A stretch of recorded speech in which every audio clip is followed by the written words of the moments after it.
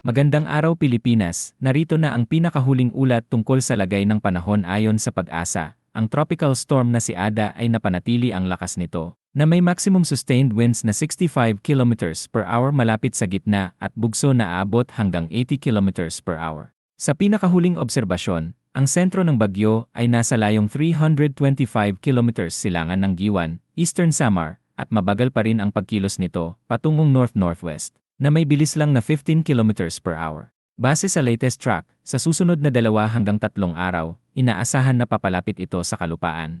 Posibleng pinakamalapit ang bagyo sa Eastern Visayas bukas, habang sa Eastern Bicol naman ay sa linggo. Kahit na maaaring manatili sa karagatan ang sentro, ang malaking bahagi ng Eastern Visayas at Bicol ay maaapektuhan dahil sa laki ng sakop ng mga kaulapan ng bagyo. May posibilidad din ng landfall, lalo na kung pipihit pa kanluran ang track ng bagyo, kaya mahalagang manatiling updated sa mga advisory. Simula linggo ng hapon, posibleng pipihit ang bagyo pa northeast dahil sa epekto ng trough sa silangang bahagi ng bansa. Ngunit may mataas pa ring antas ng walang katiyakan dahil ito ay lampas pa sa 5-day forecast period. Manatiling sumubaybay sa mga susunod na updates habang papalapit ang bagyo sa mga silangan baybayin ng bansa.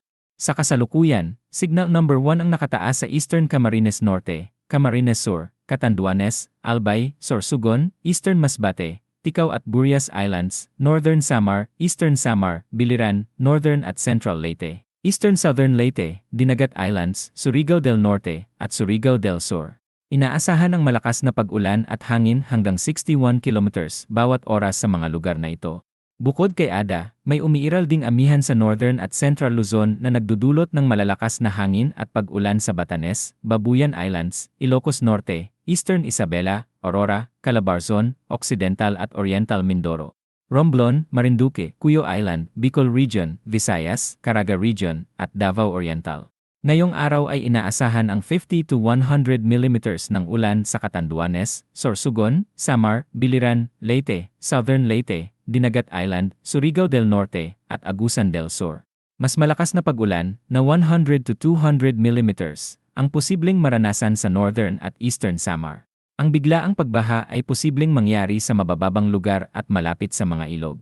Bukas, inaasahan ang 100 to 200 millimeters ng ulan sa Catanduanes, Albay, Sorsogon, at Northern Samar. Habang 50 to 100 millimeters naman sa Camarines Norte, Camarines Sur, Masbate, Samar, Eastern Samar, Biliran, at Leyte. Sa linggo, posibleng maranasan pa rin ang 50 to 100 millimeters ng ulan sa Camarines Norte, Camarines Sur, Albay, at Catanduanes. Para manatili kayong updated sa pinakabagong lagay ng panahon, huwag kalimutang i-click ang subscribe button para sa napapanahong weather updates.